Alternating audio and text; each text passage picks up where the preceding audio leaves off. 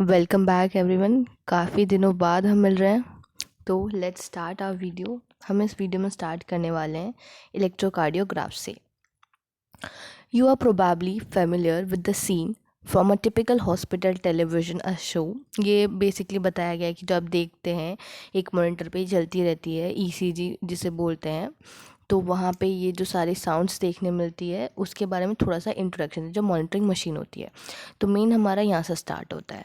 This type of machine जिसे कहा जाता है इलेक्ट्रोकार्डियोग्राफ। अब ये इंपॉर्टेंट है, ये समझना है कि इलेक्ट्रोकार्डियोग्राफ किसे कहते हैं, इलेक्ट्रोकार्डियोग्राम किसे कहते हैं। तो ये जो मशीन है, मशीन को कहा जाता है electrocardiograph. Machine is known as electrocardiograph, और जो रिज़ल्ट उससे मिलता है उस रिज़ल्ट को कहा जाता है इलेक्ट्रोकार्डियोग्राम। तो दैट मॉनिटर इज इलेक्ट्रोकार्डियोग्राफ।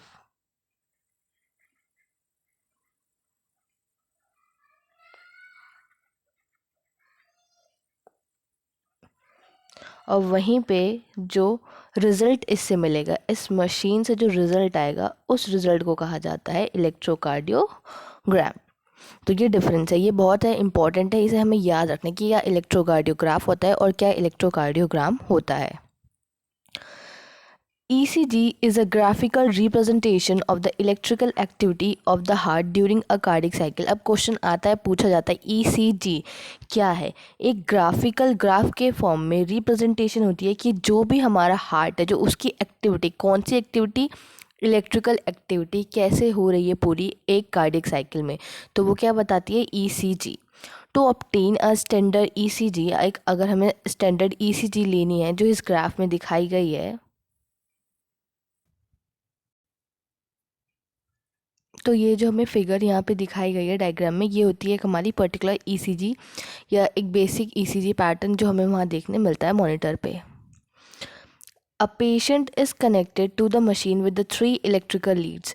जो पेशेंट होता है वो कनेक्टेड होता है, कैसे कनेक्टेड होता है, मशीन से कनेक्टेड होता है 3 लीड्स के थ्रू।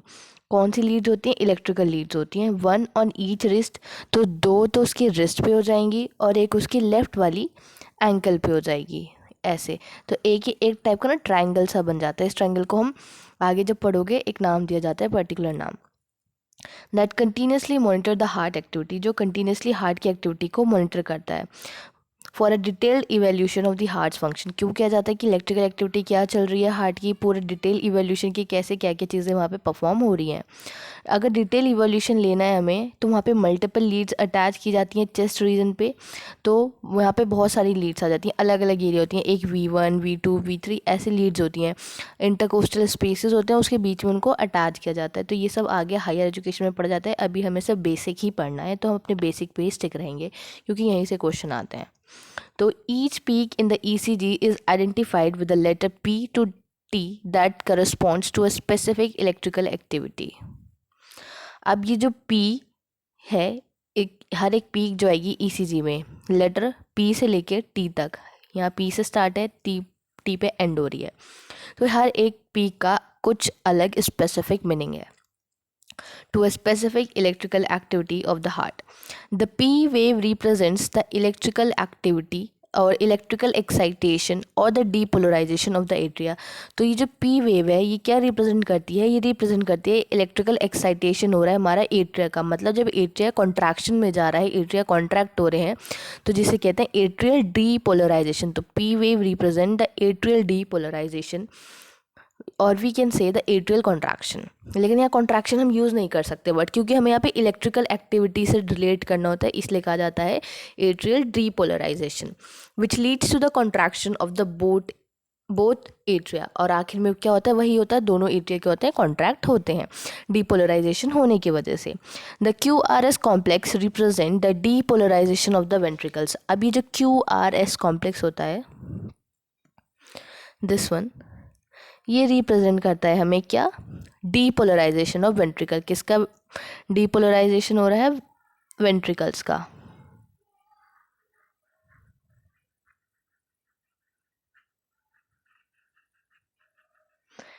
एक तरफ डीपोलराइजेशन है एट्रिया का, एक तरफ डीपोलराइजेशन है वेंट्रिकल का।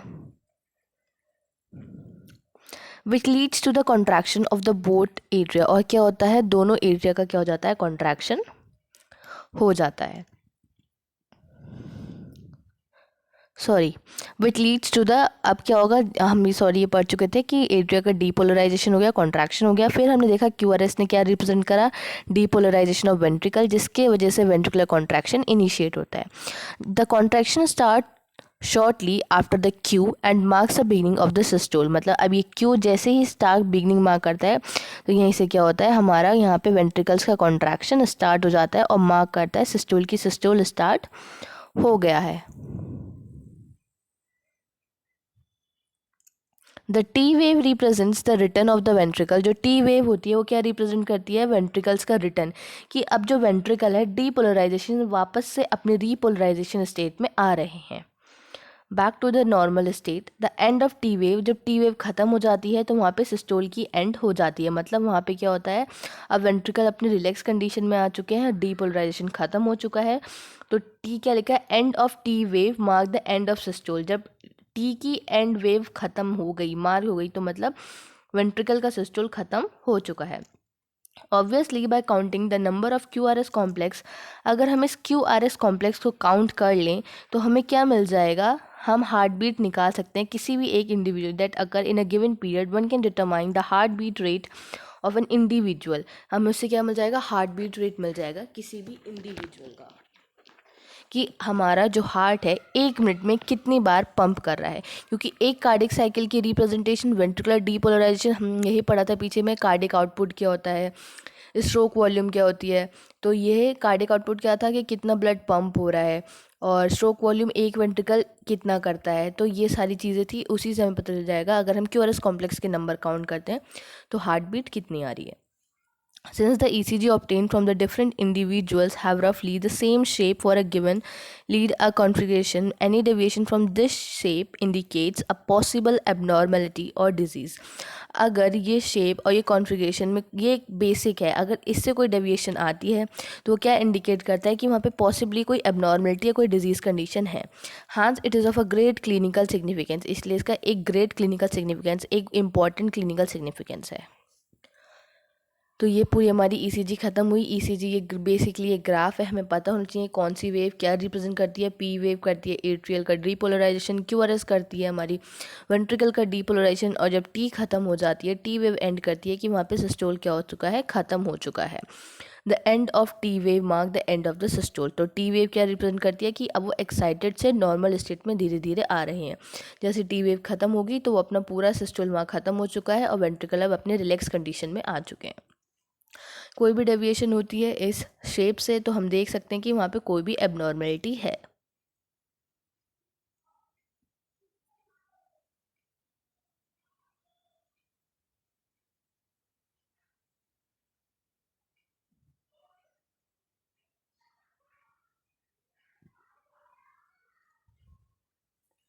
नाउ अब हम पढ़ेंगे डबल सर्कुलेशन। ये भी बहुत इंपॉर्टेंट है, यहाँ से बहुत सारे क्वेश्चंस पूछे जाते हैं। डबल सर्कुलेशन क्या होता है, चलिए स्टार्ट करते हैं। डबल सर्कुलेशन, जैसे नाम से समझ आ रहा है, ब्लड डबल सर्कुलेशन मतलब 2 बार चीज़ें सर्कुलेट हो रही हैं। The blood flow strictly by a fixed route through a blood vessels. कैसे फ्लो करता है,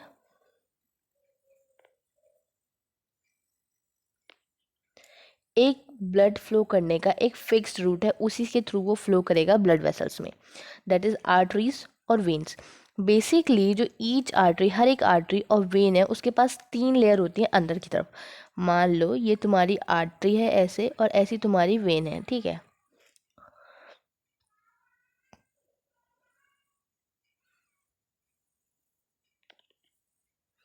ये वेन हो गई, रेड कलर से हमने दिखा दी आर्टरी, सॉरी ब्राउन कलर हो गया, समझ जाओ। तो आर्टरी होती है, वेन होती है, ठीक है। तो उनके अंदर क्या होती है, इनर लाइनिंग होती है स्क्वैमस एपिथेलियम की। कौन कौन सी होती है, ट्यूनिका इंटिमा, फिर आती है मिडल लेयर स्मूथ मसल्स की, इलास्टिक फाइबर्स की, जिसे बोलते हैं ट्यूनिका मीडिया। और एक एक्सटर्नल फाइबरस लेयर होती है जिससे कहते हैं ट्यूनिका एक्सटर्ना। तो नाम से समझ आ रहा है, tunica intima, tunica media, tunica externa. हमें याद रखना है जो इंटीमा सबसे अंदर वाली होगी, ये एक डायग्रामेटिक सिर्फ रिप्रेजेंटेशन है ताकि समझ जाओ। तो जो ट्यूनिका इंटीमा है, जिसको मैं येलो कलर से रिप्रेजेंट कर रही हूँ यहाँ पे, तो वो किस चीज़ की बनी है? स्क्वैमस एपिथेलियम की, और वो क्या है? Tunica intima. फिर आती है मिडिल लेयर, किसकी बनी है? स्मूथ मसल्स और इलास्टिक फाइबर्स की। इसके बीच वाली यहाँ, इसे कहते हैं ट्यूनिका मीडिया। और एक एक्सटर्नल लेयर होगी जो कोलेजन फाइबर्स की बनी होगी, जिसे कहा गया है ट्यूनिका एक्सटर्ना। तो ये हमारी ऐसे 3 लेयर्स आ गई। इसके अंदर आर्टरीज और वेन्स के अंदर भी ऐसे ही मिलेंगी। लेकिन क्या डिफरेंस है? जो ट्यूनिका मीडिया होती है कंपैरेटिवली थिन होती है एज कम्पेयर टू वेन्स। जो वेन्स में होगी ट्यूनिका मीडिया क्या मिलेगी तुमको? थिन मिलेगी। ये डिफरेंस है, ये डिफरेंस हमें याद रखना है। आर्टरीज, वेन्स, ये सब में सो अपोजिट ड्रॉ हो गया। यहाँ पे थोड़ी और मोटी होगी क्योंकि हमारी आर्टरी है, और वेन में थोड़ी पतली होगी ट्यूनिका मीडिया। तो 3 लेयर्स होती है आर्टरीज और वेन्स में, tunica intima, tunica media, tunica externa. Intima बनी है स्क्वैमस एंडोथीलियम की, not epithelium, that is endothelium. Middle layer बनी है स्मूथ मसल्स इलास्टिक फाइबर्स की। ट्यूनिका मीडिया बनी है एक्सटर्नल लेयर है वो, और वो बनी है, फिर ट्यूनिका मीडिया हो गई जो इलास्टिक फाइबर्स और स्मूथ मसल्स की बनी है। फिर आती है ट्यूनिका एक्सटर्ना, बाहर वाली लेयर जो फाइबर्स, कनेक्टिव टिश्यू और कोलेजन फाइबर्स की बनी है। एक डिफरेंस है, ट्यूनिका मीडिया कंपेरेटिवली थिन होगी as compare to arteries in veins. अब हम चल रहे हैं एज द मेंशन्ड अर्लियर, जैसे पहले बताया गया है, blood pump by the right ventricle. Right ventricle से ब्लड पंप हुआ, फिर पल्मोनरी आर्टरी में गया, वहीं से जो लेफ्ट वेंट्रिकल पंप करता है ब्लड, वो आयोटा में जाता है। अब जो डीऑक्सीनेटेड ब्लड है वो पम्प्ड होता है पल्मोनरी आर्टरी में। पल्मोनरी आर्टरी में गया, कहाँ से जाएगा डीऑक्सीनेटेड ब्लड? राइट साइड से, राइट एट्रियम में, ठीक है। तो यही लिखा है एज मेंशन अर्लियर कि ब्लड पम्प्ड होता है राइट वेंट्रिकल से, वो पल्मोनरी आर्टरी में जाता है। अब डायग्राम से हम समझते हैं इसे थोड़ा।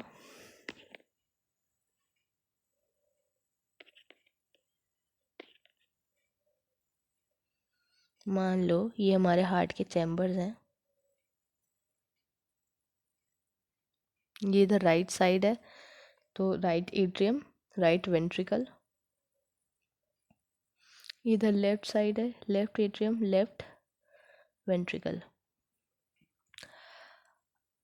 अब ये कह रहे हैं कि जो ब्लड पंप होगा, कहाँ से ब्लड पंप होगा? राइट वेंट्रिकल से। वो एंटर करेगा पल्मोनरी आर्टरी में, और वहीं से जो लेफ्ट वेंट्रिकल से पंप होगा वो जाएगा अयोर्टा में। तो सबसे पहले ये है राइट वेंट्रिकल, कहाँ जाएगा? इसकी ओपनिंग होती है पल्मोनरी आर्टरी। मान लो ये पल्मोनरी आर्टरी है, तो इसने ब्लड पंप करा, ब्लड यहाँ से जाएगा तुम्हारा, ब्लड को हम ऑरेंज कलर से रिप्रेजेंट कर रहे हैं यहाँ पे। ये ब्लड पंप हुआ, पल्मोनरी आर्टरी में गया, ठीक है।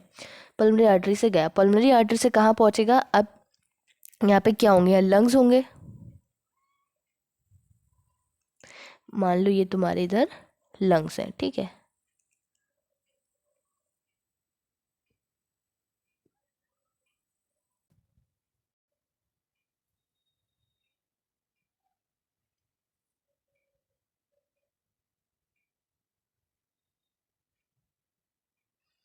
तो ये तुम्हारे लंग्स थे, यहाँ पे तुम्हारी पल्मोनरी आर्टरी।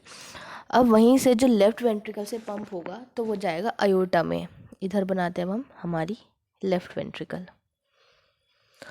ठीक है। लेफ्ट वेंट्रिकल ने पंप करा और ये जाके खुल गया अयोर्टा। ये तुम्हारी अयोर्टा है, ए फॉर अयोर्टा। ये मार्किंग्स याद रखना, तभी समझ आ पाएगा। अभी यहाँ इतनी जगह नहीं है कि मैं लेबलिंग भी कर पाऊँ, तो याद रखना मैं क्या क्या बोलती जा रही हूँ, ठीक है।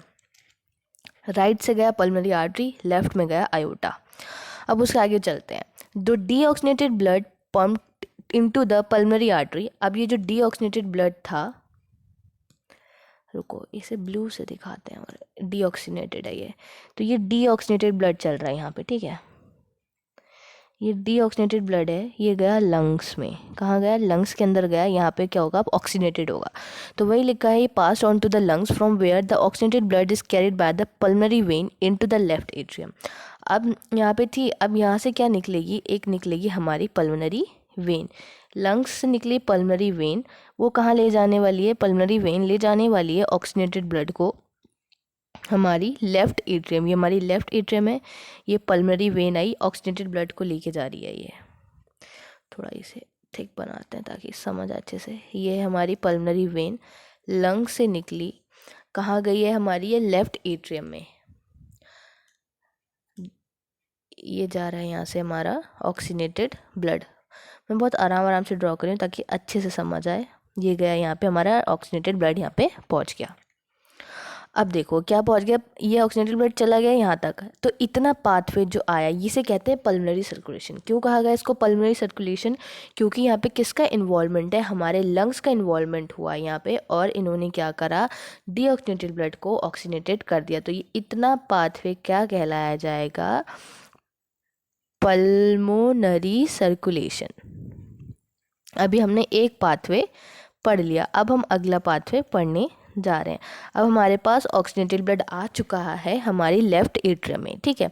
This pathway constitutes the pulmonary circulation. अब आगे कंटिन्यू करते हैं। द ऑक्सीजनेटेड ब्लड, अब जो आगे ऑक्सीजनेटेड ब्लड है, the oxygenated blood entering the iota is carried by the network of arteries. अभी यहाँ तक आ गया था, लेफ्ट ब्लड आ गया था ऑक्सीजनेटेड ब्लड पल्मोनरी वेन्स के थ्रू एट्रियम में। यहाँ पे वॉल्व्स ओपन हुए होंगे, क्या कौन कौन से होते हैं? इधर होता है ट्राइकस्पिड, इधर होता है बाइकस्पिड। वॉल्व्स खुले, ब्लड यहाँ आया हमारा लेफ्ट वेंट्रिकल में, लेफ्ट वेंट्रिकल से जा रहा है अब अयोटा में, अयोटा में पहुँच चुका।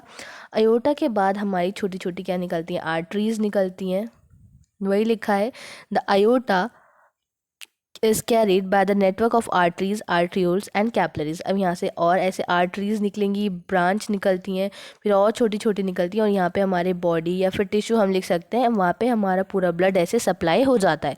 तो लिखा है arteries, arteriole, capillaries to the tissue from where the deoxygenated blood.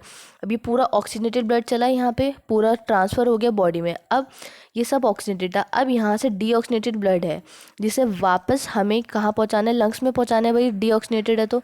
फिर यहाँ से निकलेगा, ऐसे जाएगा, ये यहाँ से वेन्स उठाएंगी, यहाँ से डीऑक्सीजनेटेड जाएगा पूरा। तो अभी हमारा इधर डीऑक्सीजनेटेड ब्लड था, ये वापस जाएगा, हमारा कहाँ चला जाएगी? इसकी ओपनिंग हो जाएगी हमारी वापस से राइट एट्रियम में। कौन लेके आई है इसको? When, venules, vena cava. एक होती है ऊपर की तरफ सुपीरियर वेना कावा, एक होती है इन्फीरियर वेना कावा। सुपीरियर होती है ऊपर के पार्ट से लेके आने वाली, इन्फीरियर नीचे के ऑर्गन से एम्प्टी कराएगी। तो यहाँ से क्या हो जाएगा? हमारा पूरा डीऑक्सीजनेटेड ब्लड चला जाएगा वापस से एट्रियम के अंदर। कौन से एट्रियम में? राइट एट्रियम में। तो ये पूरा पाथवे है ऐसे, कुछ ज़्यादा ही कलरफुल है हमारा हार्ट, लेकिन होप सो समझ आ गया होगा मैंने जो जो ड्रॉ करा है। अगर नहीं समझ आया तो एक बार वीडियो को वापस से पीछे करके दोबारा ये देखो कि मैंने क्या चीज़ कैसे ड्रॉ करी है, तो पूरी गारंटी है कि तुम्हें ये एक बार में और अच्छे से पूरा समझ आएगा कैसे पूरा सर्कुलेशन होता है। तो ठीक है, वेना कावा से एम्प्टी हो गया राइट एट्रियम में, और इस सिस्टमिक सर्कुलेशन और इस पार्ट को क्या गया? सिस्टमिक। क्यों कहा गया सिस्टमिक? अब यहाँ पे सिस्टम्स इन्वॉल्व है, हमारे ऑर्गन सिस्टम्स इन्वॉल्व है, इसलिए कहा गया इसको systemic circulation. Systemic circulation provide nutrient. क्या काम है इसका? न्यूट्रिएंट प्रोवाइड करना, ऑक्सीजन प्रोवाइड करना। तो क्या काम होता है हमारा सिस्टमिक सर्कुलेशन का? सिस्टमिक सर्कुलेशन न्यूट्रिएंट प्रोवाइड करता है, ऑक्सीजन प्रोवाइड करता है, जितने भी एसेंशियल सब्सटेंसेस हैं सब कुछ प्रोवाइड कराता है टिश्यू को।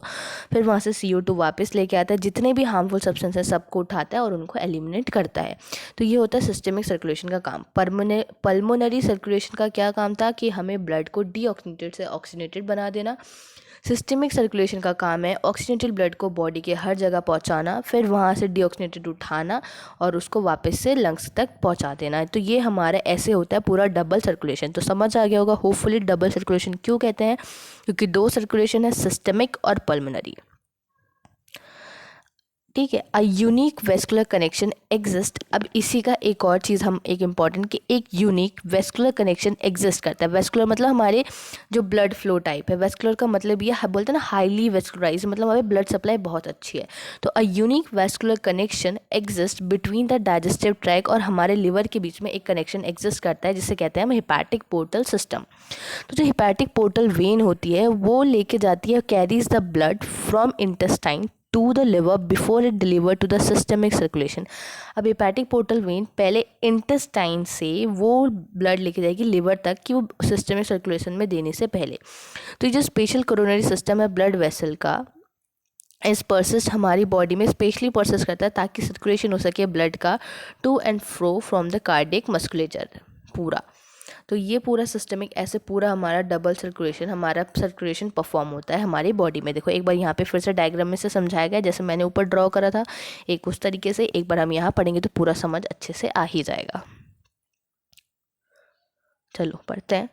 ठीक है, ये राइट एट्रियम, इधर राइट वेंट्रिकल। राइट वेंट्रिकल है, ये डीऑक्सीनेटेड ब्लड है, यहाँ से गई, इसकी ओपनिंग हुई पल्मोनरी आर्टरी में, पल्मोनरी आर्टरी के पास लंग्स में गया, यहाँ से ऑक्सीनेटेड हुआ, पल्मोनरी वेन से लेफ्ट एट्रियम में गया, लेफ्ट एट्रियम से लेफ्ट वेंट्रिकल ने ओपनिंग करी आयोटा में, आयोटा से पूरे आगे पूरा डिस्ट्रीब्यूट हो गया बॉडी पार्ट्स में, फिर वहाँ से डीऑक्सीनेटेड वेन्स वेन्यूल्स लेके आई, राइट एट्रियम में डाल दिया, फिर से पूरा ऐसे ही चलता रहेगा पूरा हमारा ये प्लान ब्लड सर्कुलेशन का ह्यूमन में कैसे होता है। तो यहाँ आर्टरी और वेन दिखा रखे हैं, देखो यहाँ पे लेयर्स दिखा रखी हैं, ल्यूमेन है अंदर की, फिर स्मूथ मसल्स, स्मूथ मसल कौन सी थी हमारी मिडल वाली, तो वही दिखा रही है। देखो यहाँ पे वेन्स में थोड़ी पतली है और आर्टरीज में थोड़ी थिक है।